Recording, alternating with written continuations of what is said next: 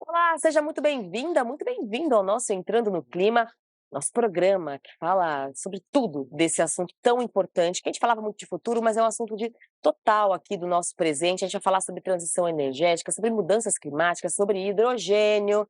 O assunto de hoje é hidrogênio, aliás, né? Deixa eu apresentar também o meu co-apresentador aqui, Aurélio Andrade, que é VP de Energia e Inovação do NSI Group, do NSI Energy, como quiser. Aurélio, obrigada, sempre um prazer ter você aqui. Eu que agradeço, é um prazer estar aqui falando sobre temas importantíssimos para a humanidade, né, como a descarbonização da geração de energia, transição energética, enfim, mudança climática como um todo. Você sabe, Aurélio, que hoje a gente tem uma presença internacional.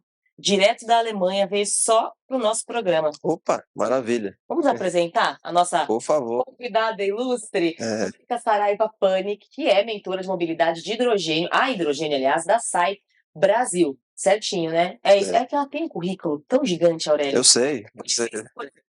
A Mônica, gente, é muita coisa. Seja bem-vinda, Mônica. Obrigada. Obrigada, Maiara. Obrigada, Aurélio, pelo convite. Olha, eu adorei o título do programa. Parabéns para vocês, entrando no clima. Eu acho que todo mundo tem que entrar no clima. E quando a gente fala de clima, não é o clima emocional, né? Como a gente está acostumado a entender, né? Entrando no clima é o clima de alegria, enfim. Eu acho que todo mundo tem que entrar no clima mesmo, né? Do clima, da temperatura, do meio ambiente, da sustentabilidade.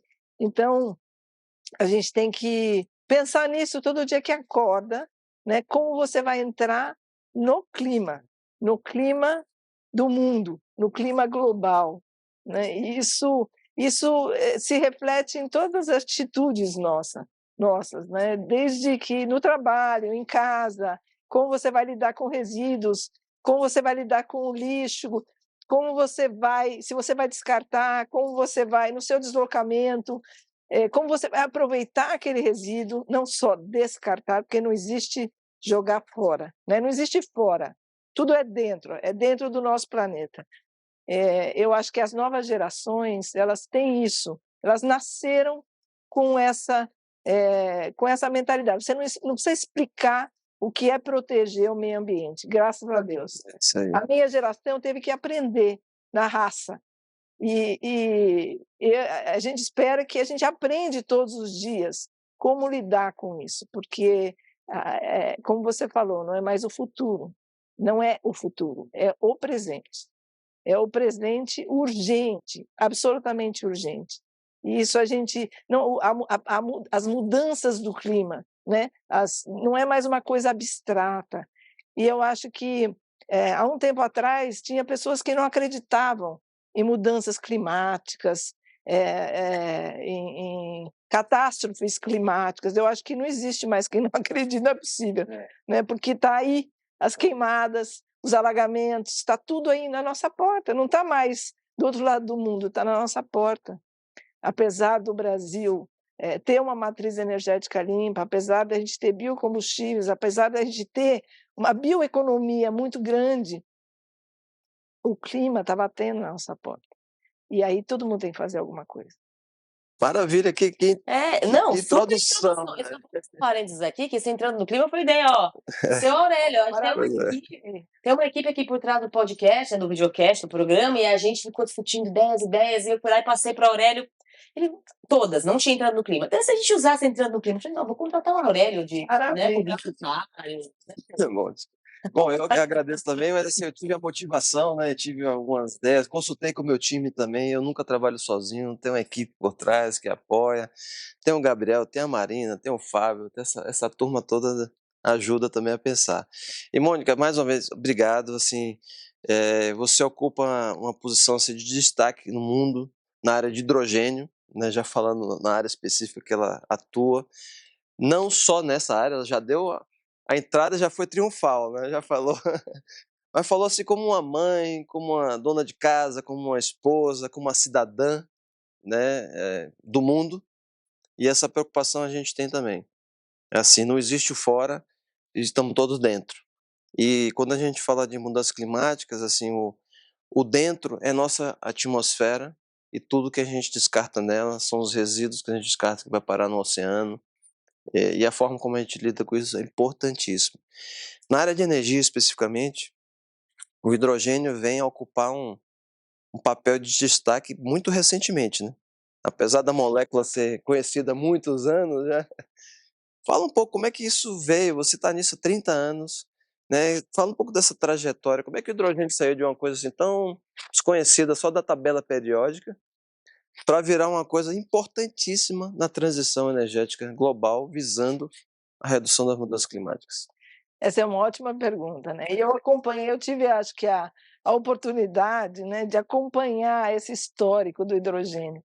Como você falou, eu trabalho há 27 anos, né, quase 30, e, assim o hidrogênio é o elemento químico mais abundante do universo. Então, em todo lugar tem hidrogênio, no ar, na água, e nas coisas, né, na produção de vidro, esse copo de água, para você fazer vidro plano, por exemplo, você precisa de hidrogênio. Para você branquear um papel, você precisa de hidrogênio.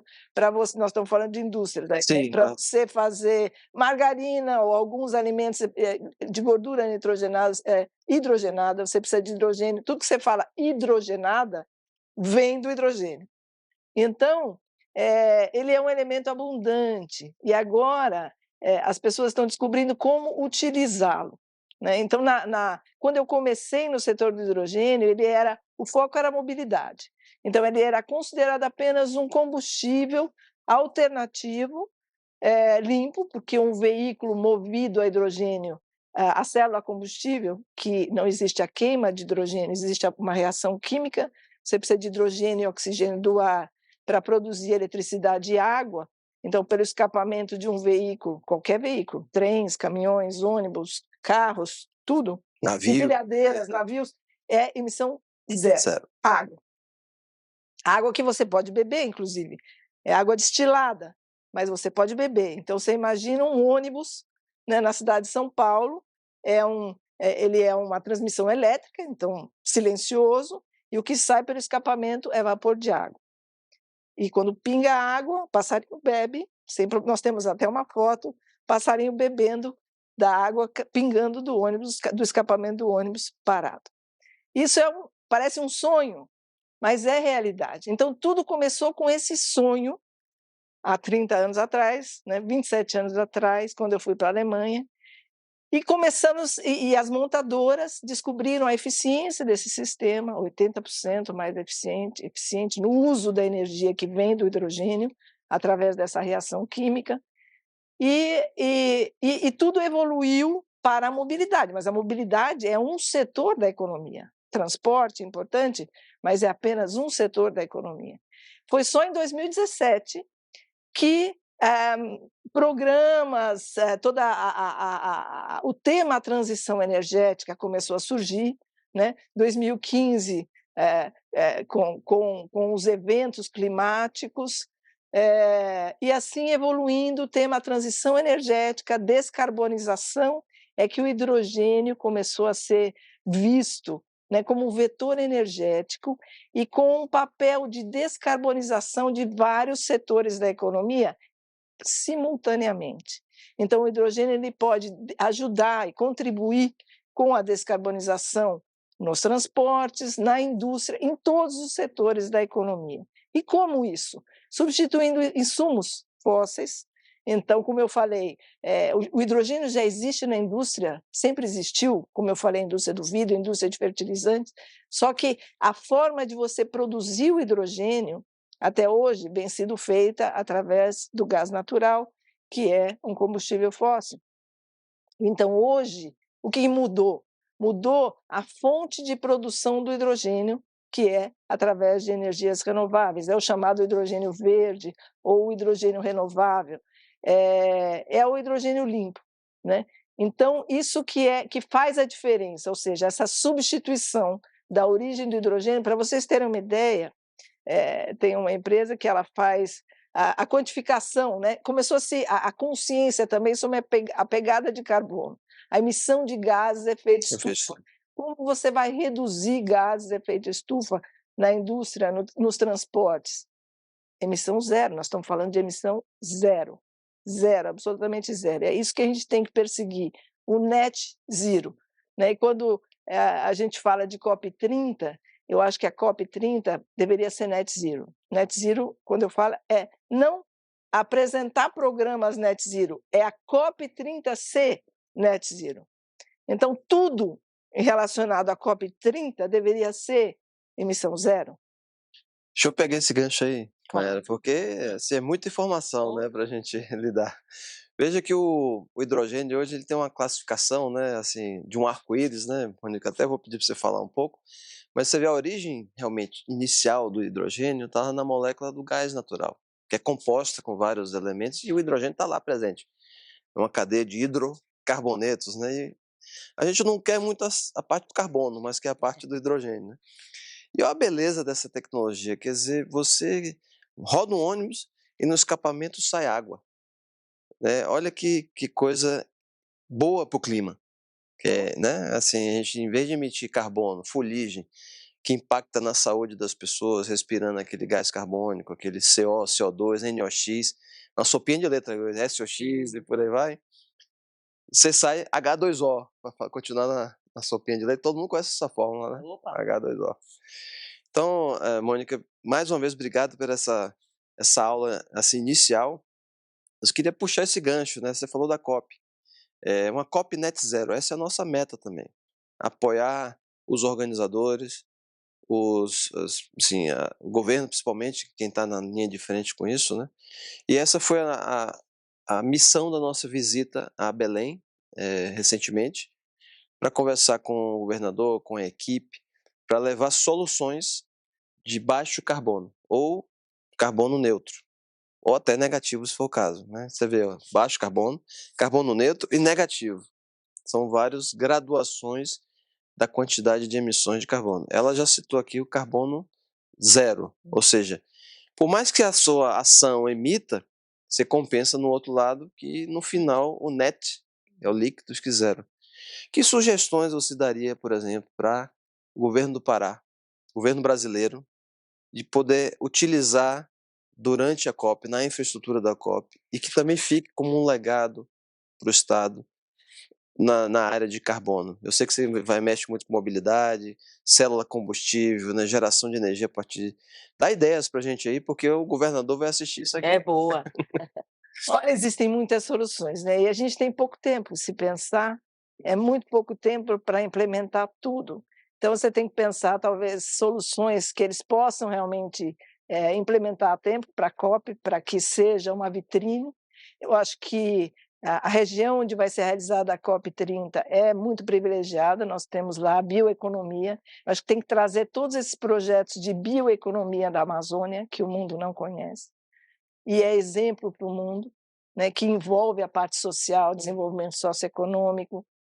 E o maior problema dessa região, na minha visão, é a geração de energia, né? Apesar de ter sol, de ter biomassa, de ter resíduos, né, de biomassa, de você ter energias renováveis na região, a geração a maior parte da geração é a partir de geradores a diesel.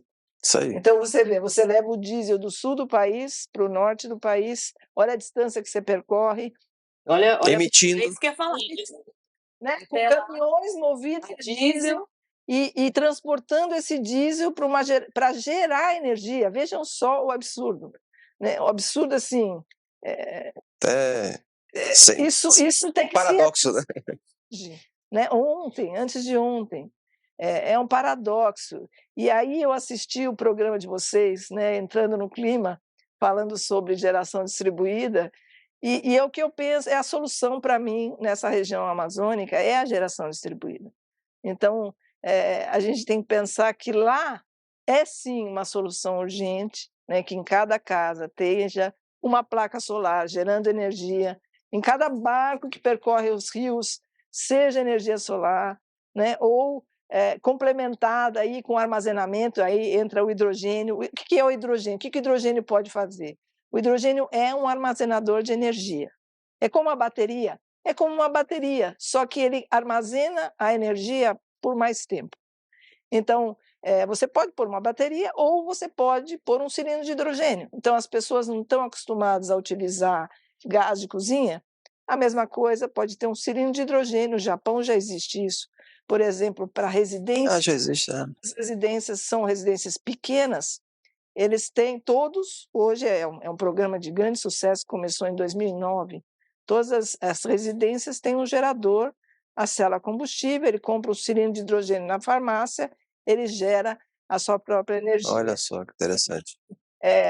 Não tem sol, né? Sim. Então ele não pode gerar a sua própria energia direto do sol, ele gera através do hidrogênio. Então essa é uma grande vantagem, você gera a sua própria energia através do sol ou do vento, energias renováveis, ou de resíduos de biomassa, ou em lugares onde você tem essa energia, certo? Certo.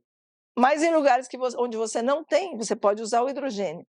Então você leva o hidrogênio para essas áreas, ou você gera o hidrogênio nessas áreas, por exemplo, o sol, você tem de dia, não tem à noite. Então você pode gerar durante o dia, né? Através de energia solar, armazenar o hidrogênio e usar à noite. Eu vejo um exemplo que é um sonho para mim, esse caso. Conte aí. Né, você tem um barco, uma embarcação, essas embarcações fluviais nos rios amazônicos, para mim tem que ser tudo emissão zero, todas as embarcações, todas. Perfeito. Através de energia solar ou movida a célula a combustível, que vai usar o hidrogênio, mas de qualquer forma você tem, por exemplo, uma embarcação com um teto solar, né, no barco, e aí você vai com ele para um lugar... O interior lá. Né, todas as distâncias lá são grandes, então você faz o passeio com o sol, e quando você chega no outro lugar já está escuro, enquanto você vai se deslocando, você pode também, além de estar usando aquela energia solar, você está produzindo hidrogênio num pequeno cilindro, com um pequeno eletrolisador, e quando você chegar no seu local de destino, você tem o hidrogênio que você pode gerar a eletricidade para a sua casa à noite. Né? Então, o barco ele virou um gerador de eletricidade. Né? Então, assim, a complementação do hidrogênio com a energia solar é perfeita, principalmente nesse modelo de geração distribuída. Cada um pode gerar a sua própria energia e utilizar a sua própria energia como combustível para a sua casa. Você não precisa de diesel. Você não precisa de diesel. Deixa eu pegar esse gancho, Mônica. A gente falando da célula combustível. Qual é a sua visão para motores a combustão que utilizem hidrogênio também? Essa seria uma possibilidade de hibridizar, por exemplo, esses milhares de geradores a diesel que existem na Amazônia? Então, a combustão do hidrogênio, ela não é tão vantajosa. Ela é uma opção, ela usa o hidrogênio em aplicação, mas a desvantagem é que não é emissão zero. Quando você queima o hidrogênio, você tem uma emissão de CO2 e talvez alguns outros gases. E que vem um gás que vem da atmosfera, né? Ele já vem carregado com outros elementos, mistura com hidrogênio. Não, você queima Sim. o gás, né? Quando você queima o gás, você gera alguma coisa. Sim. Na célula combustível é uma reação química, você não Sim. queima nada. Sim. Né? E não tem partes móveis, é uma reação química, é um catalisador que faz o hidrogênio combinar com o oxigênio na água ou virar eletricidade. Mas aproveitando essa existência de geradores que hoje queimam 100% diesel, ou seja, o pior cenário do mundo, migrar para uma coisa híbrida já seria um bom caminho, né? Eu não sei o custo disso, Sim. tá certo? O que vale mais a pena? Você substituir por célula combustível de uma vez só? Sim, entendi. Você usar uma solução intermediária, é preciso fazer um estudo. Perfeito. Se compensa ou não. A hibridização é ótima, mas você tem que pensar que você está na Amazônia. Então, quanto mais componentes você colocar lá, mais é a sua dificuldade de você treinar as pessoas, de você substituir peças. Então, você tem que pensar que o sistema ele tem que ser o mais simples possível, né? E ele tem que ser de uma forma que as pessoas que integre, né, com a própria natureza. Então, sistemas como, por exemplo, biodigestor, que a pessoa gera o seu próprio gás, isso tudo já existe, né? Biodigestor para casas, para favelas, por exemplo, para áreas isoladas, ou para ou para qualquer casa, na verdade. Você usa os resíduos de alimentos para gerar o seu gás, que não é o hidrogênio, é o biometano. Sim. É uma grande vantagem. Essas soluções integradas são fantásticas, né? Sim. É. E se adaptam a cada realidade. O tamanho do Brasil, eu, inclusive, tempos atrás assisti a uma palestra que o próprio Aurélio deu, né? E eu fiquei impressionada a gente não para pra pensar nisso. Tô falando da gente leiga, né? Pensar nisso, que nos rincões do país, tô falando ali de Amazônia, das partes mais distantes, o diesel é a principal fonte, né, de energia. E é super poluente, né? E aí eu te pergunto até para vocês dois, onde que a gente esbarra? Claro, né? Tudo que é novo é mais difícil de ser implantado, são tecnologias. Falo do hidrogênio não é novo, mas digo assim, novo para cá. Em quais desafios a gente esbarra hoje? Para, por exemplo, fazer com que a COP30 não emita, por exemplo. Não sei. Ou seja, net zero. Exato, net zero. Exatamente, esse é o termo. Quais são os desafios hoje de fazer isso? Eu acho que o desafio é a própria mudança, né? Você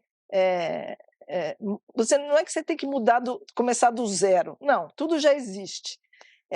Eu acho que o desafio é você usar o que já existe e principalmente usar aquilo que você tem, né? Então, o que você tem? Eu tenho sol, eu tenho vento. Eu assisti um filme que para mim foi o melhor filme que eu já assisti na vida, que a tradução para o português, eu não sei direito, mas é o menino que eletrificou o vento. Na África, aquele passa na África. Sim. Então, estou falando de vento, mas pode levar para o sol também, né? Então, assim, era uma região paupérrima na África, que não tinha nada. Mas sabe o que é nada? Não tinha nada. A única coisa que eles tinham era vento. E o menino aprendeu, lendo livros, a construir um gerador eólico com resíduos que ele achava no lixão. Descartes de... Desmontou a sua própria bicicleta, o menino foi construiu. Todo mundo contra, ninguém entendia. Eu acho que esse é o maior desafio. É você disseminar a informação e conscientizar as pessoas, que as pessoas não entendem. Primeiro, por que eu tenho que fazer isso? Não, eu já tenho o diesel, eu tenho o galão, eu uso, por que eu tenho que mudar? Tá tudo tranquilo, né? Mas, na verdade, é muito mais fácil você usar o sol, você usar o vento. Mais barato. Então, o que o menino fez? Ele fez um gerador eólico, né? E com esse gerador, não tinha água na cidade, não chovia, não tinha nada. Com esse gerador eólico, ele moveu uma bomba, também construída a partir do lixão, que retirou água debaixo da terra, né? E por isso que eu acredito em soluções simples. Ele irrigou a agricultura, com isso eles passaram a ter alimentos. Então, veja, com o vento ele gerou eletricidade, ele conseguiu pegar a água do subsolo, captar água, ele conseguiu agregar valor e plantar e comer. Né? Não, e com isso a região toda passou de cinza, né, para verde. Então, assim, a gente tem que pensar que tudo tem que ser verde. A Amazônia é verde e não pode deixar de ser verde, né?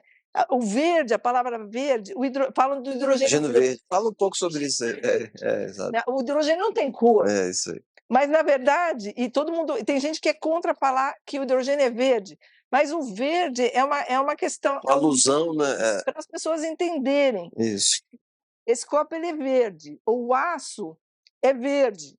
Então, você entende que aquilo foi produzido a partir de energias renováveis, ou que foi produzido a partir de resíduos, né, de rejeito, que não existe um rejeito, um subproduto. Não utilizou combustível fóssil. Não utilizou combustível fóssil. Então, isso é verde. Não é a cor do produto, mas é a cor da produção desse produto. Mesmo porque tem hidrogênio rosa, verde, azul, turquesa, branco, né? Todo tipo de hidrogênio. Mas o hidrogênio é incolor. Ele colou, por quê? Porque um a gás. Verde inclusive, falando em indústria, né, eu acho que, e falando em desafios, eu acho que o Brasil tem uma grande indústria, né, uma grande indústria. E energias renováveis muito abundante. Então, a nossa indústria, como exemplo para o mundo, isso tem que trazer na COP também, um plano industrial verde. Significa, sim, que toda a indústria, independente do que ela produz, ela tem que ser verde. Então, ela tem que usar aço verde, ela tem que usar energia renovável, ela tem que fazer aproveitamento de resíduos, De água, da chuva. ela tem que fazer todo um programa de eficiência energética. Então, não é uma substituição. A transição energética, muita gente acha que o Brasil não precisa fazer transição energética, né? Porque nós já estamos limpos. Isso é a pior coisa que você pode pensar, é que você já tem tudo, você não precisa fazer mais nada. A pior coisa que você pode fazer é não fazer nada, né? Então, você tem que pensar que, por mais limpo que você seja, você ainda pode melhorar. E como você pode melhorar? É só observar o que você tem. Cada região do país, o Brasil é um país gigante.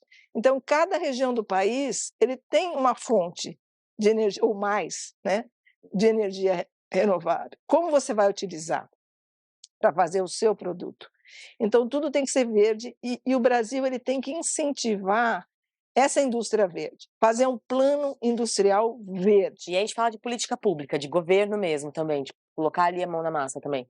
Só através da política pública que nós vamos ter uma indústria verde. Porque a indústria, não só a indústria, qualquer pessoa, nós somos comodistas. É como eu falei, a mudança é que é difícil, você sair daquilo que você está fazendo para fazer diferente, nem que seja um pouco diferente, né? Então, ao invés de eu jogar só naquele lixo, eu vou jogar em lixos diferentes. Você já mudou o seu comportamento.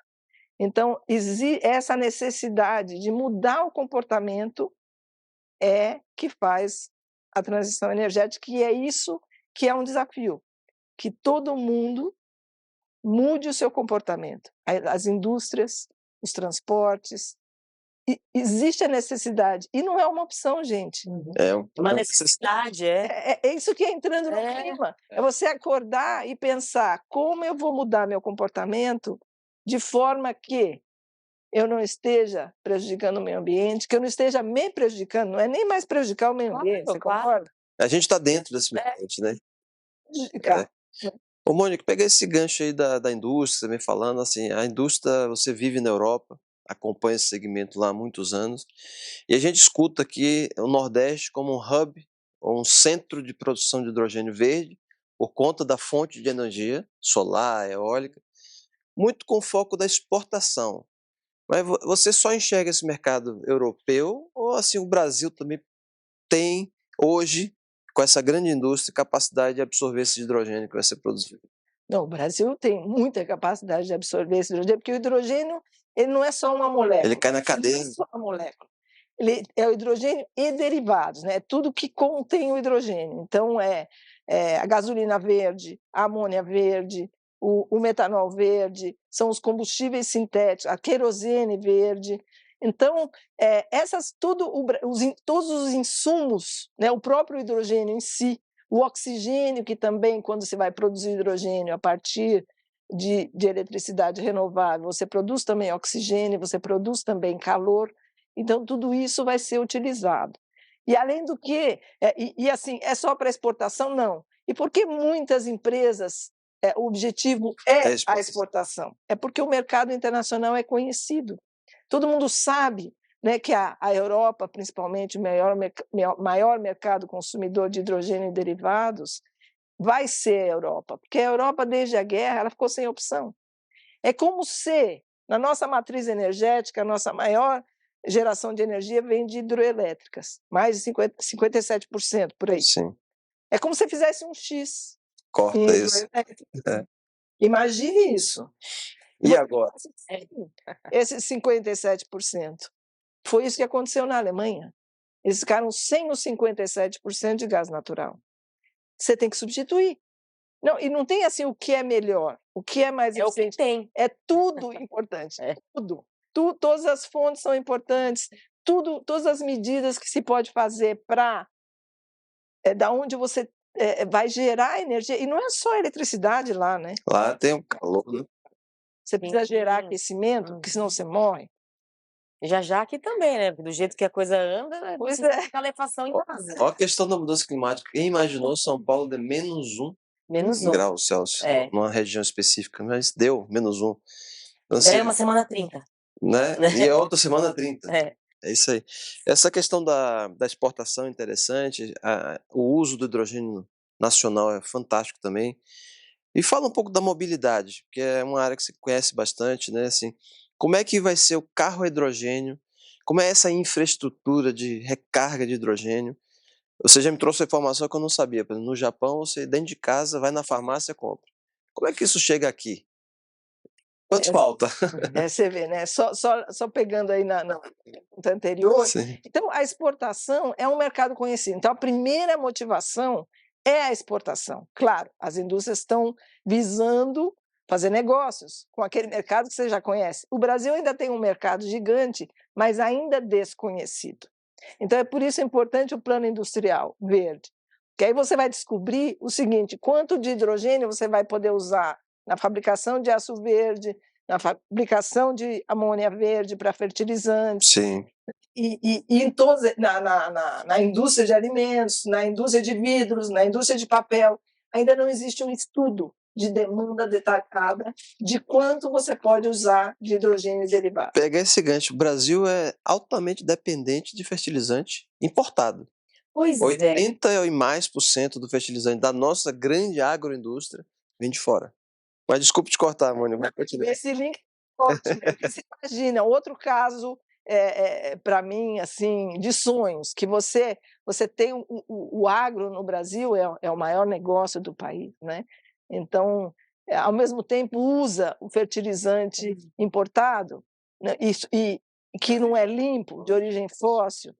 Então, você imagina que o agro ele pode produzir o seu próprio fertilizante. Que é a amônia que ela está falando. Onde é consumido, nós estamos falando de fertilizantes nitrogenados, né, que é um tipo, né, tem fosfatados, tem outros tipos. Nós estamos falando de amônia, ureia, que é muito utilizado em cultura de cana-de-açúcar e outras culturas. Sim. Você imagina se eu utilizar resíduos de biomassa, que eles têm em abundância, ou biogás, que muitas delas também já geram, né, já produzem, para produzir hidrogênio.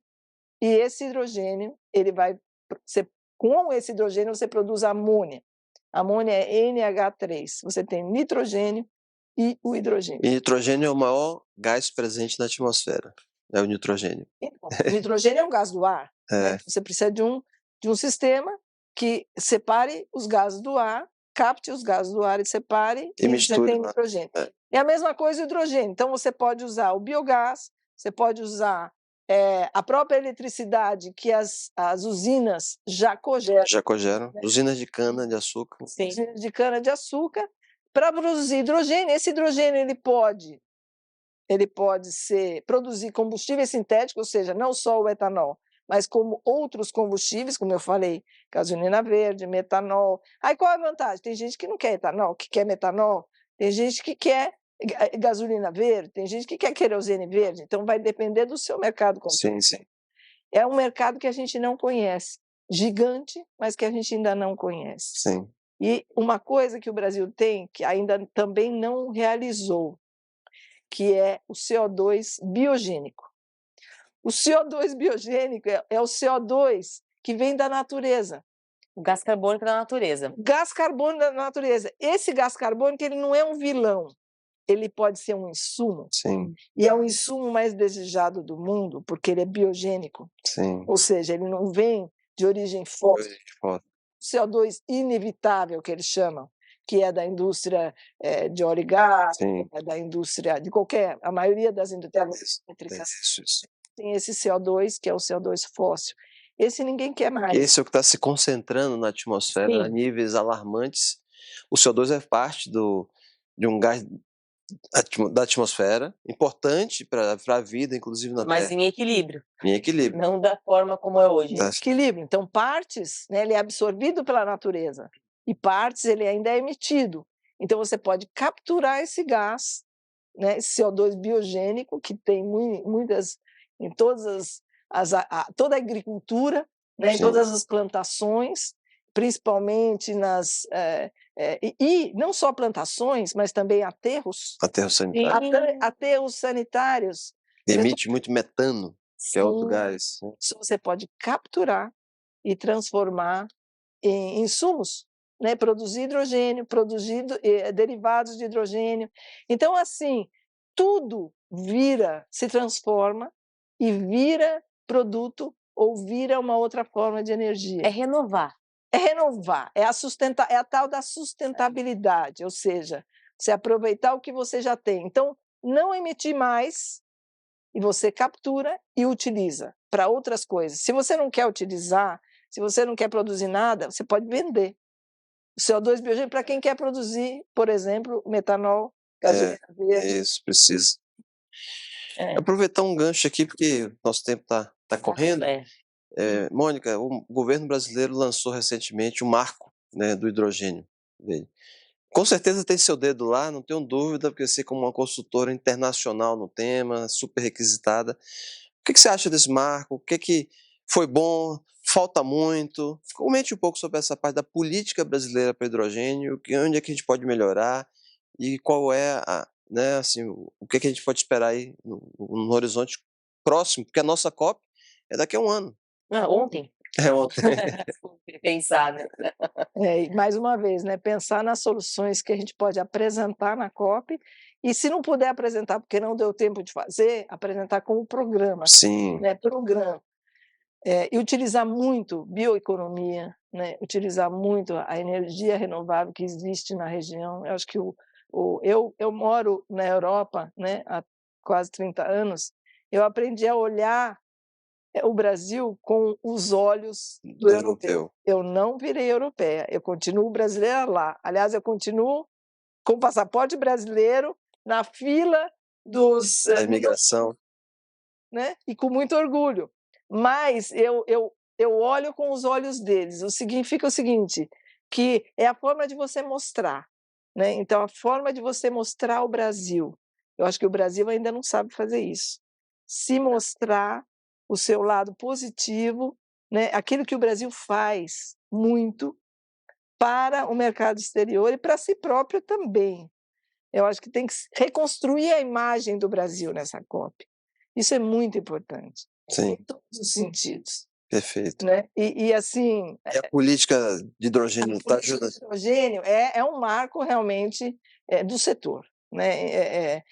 Na minha vivência, nunca houve um marco político tão importante. Então, realmente, parabenizo e valorizo todo o trabalho que foi feito. Projeto de lei. É muito difícil você fazer um projeto de lei, porque hoje, e graças a Deus, né, que hoje os políticos eles ouvem as associações, a indústria, a população, e eles ouviram, eu sei que eles ouviram, eu contribuí muito pouco, mas contribuí. Sim. Muita gente contribuiu, e isso é a grande vantagem desse plano, que teve a contribuição. Agora, você imagina você transformar todas essas contribuições em um texto único, que contente todos. Que contemple todos. É possível você contentar todos. Né? Eu acho que isso eles conseguiram construir um texto. Existem falhas? Sempre existe falha. Sempre vai ter aquele setor que não está satisfeito. Para mim, o ponto mais crítico é a falta de priorização da indústria nacional. Então, Sim. eu acho que essa questão de subsídios, ela precisa criar, na hora que você dá subsídio, ou você dá incentivo para produtos importados, você tem que exigir um plano de nacionalização. Porque veja bem, nós temos 6 anos só para colocar o Brasil na indústria global do hidrogênio. O setor do hidrogênio ele ainda é um setor emergente. Mas em 6 anos, ou seja, 2030, que é o marco 2030. Sim, 2030 ele vai ser um setor maduro. Mas por que 2030? Porque é vinculado à descarbonização. Como eu falei para vocês no início, né, o setor do hidrogênio ele é vinculado à transição energética e à descarbonização da economia. Então, em 2030, a maioria dos países, mais de tem suas metas, né, para 2030, né? Tem suas metas de reduzir 50% de emissão de gases de efeito estufa. E o hidrogênio entra aí, para contribuir para atingir essas metas. Então não podemos perder essa onda, né, de Esses 6 anos vai colocar Ou não. tirar o Brasil Sim.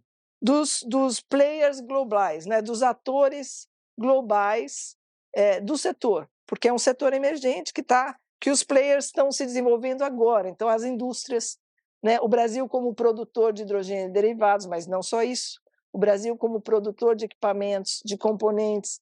Então, o Brasil já tem uma grande indústria, mas você tem que trazer novas linhas de produção, né, novos equipamentos que já estão sendo produzidos fora, né? Porque se o Brasil não se candidatar a ser um produtor, não só de hidrogênio, não só gerador de energia renovável, ele tem que se candidatar a ser produtor de componentes, de equipamentos e máquinas, senão vem tudo importado e vem tudo caro. Você nunca vai conseguir reduzir o valor. O valor, Gabriela. Nós estamos falando em escala. Né? Escala global. Olha, gente, passou rápido. Nossa, eu ia falar isso agora. Voou o tempo que a gente está falando, mas é isso. Uma coisa. Produzindo aqui junto com o Aurélio, né, esse programa, às vezes a gente perde um pouco da esperança no futuro, né? Você fala assim, mas vou ter filho para quê? Olha o clima do jeito que tá. Mas aí vendo pessoas como vocês aí que estão trabalhando para transformar, né? Dá uma esperança, dá uma super esperança. Então eu quero muito te agradecer, Mônica, que veio da Alemanha para cá, já mora há quase 30 anos, né, na Alemanha, onde trabalha, né? O assunto principal de estudo da Mônica é hidrogênio. Então eu quero te agradecer, a Mônica Saraiva Panik, mentora de mobilidade a hidrogênio da SAI Brasil, que está por aqui hoje, esteve com a gente falando sobre isso. Obrigada, viu, Mônica? Obrigada, Mayara. Obrigada, Aurélia. É um prazer realmente estar aqui. E a gente espera que vocês, que todos nós contribuam com essa COP30, né, mostrar essa nova imagem do Brasil como o país da bioeconomia, como o país das energias renováveis e como o país net zero. Nós vamos ter um painel sobre transição energética e descarbonização da Amazônia. Com certeza esse tema vai voltar. Maravilha. E a gente volta, né? Claro, tem programa, tem muito programa ainda, né? Já te dei um tchau aqui. Aurélio de Andrade Souza, VP de Inovação e Energia da NSA Energia. Obrigada, Aurélio. Eu agradeço a oportunidade. Obrigado, Mônica. Também. Obrigada. E esse foi mais um Entrando no Clima. A gente volta na próxima. Até lá. Tchau.